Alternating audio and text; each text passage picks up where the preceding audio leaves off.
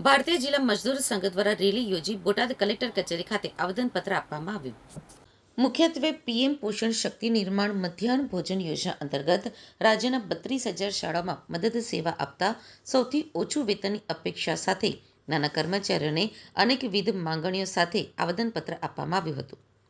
જેમાં kitchen gas જરૂરી staff આપવામાં આવે, મધ્યાહન ભોજન સંચાલકને નિશ્ચિત માનદ વેતન આપવામાં આવે, શાળામાં કામ કરતા મધ્યાહન ભોજન સંચાલકને શાળા સહાયક તરીકેનો દરજ્જો આપવામાં આવે, આકસ્મિક ઘટનામાં વળતર અને ઇલાજની જોગવાઈ કરવામાં આવે, અનેક પ્રકારના લાભો મળવા બાબતે આવેદનપત્ર પાઠવી માંગ કરવામાં આવી હતી.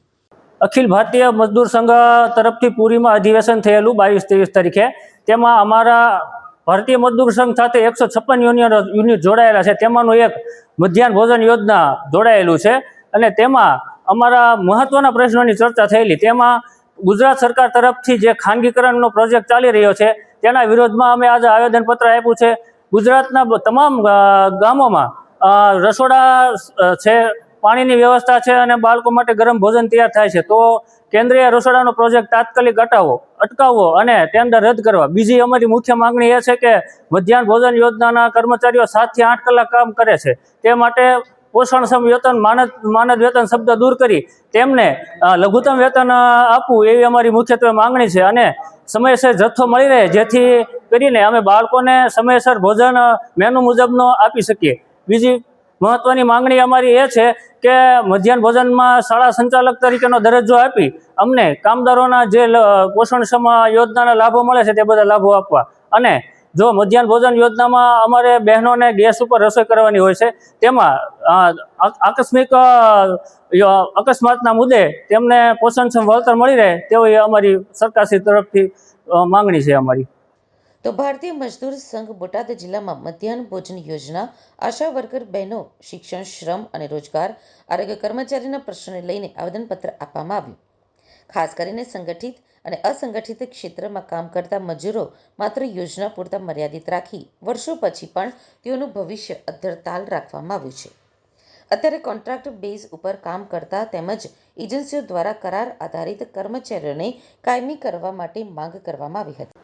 આજનો જે કાર્યક્રમ છે એ અમારું ભારતીય મજદૂર સંઘનું 21મું ત્રિવાર્ષિક અધિવેશન ઓરિસ્સા જગન્નાથપુરી ખાતે 6, 7, 8 ફેબ્રુઆરીએ યોજાઈ ગયું.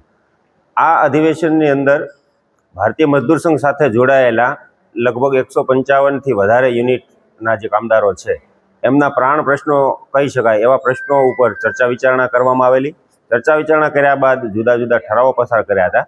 એ ઠરાવોને લઈને અત્યારે અમારી 8 મુખ્ય માંગણીઓ જે છે એને લઈ અને આજે 25 ફેબ્રુઆરીના દિવસે સમગ્ર ભારતની અંદર દરેક જિલ્લામાં જિલ્લા કલેક્ટરશ્રીને આવેદનપત્ર અને ધરણાનો કાર્યક્રમ યોજવાનું નક્કી કરેલું.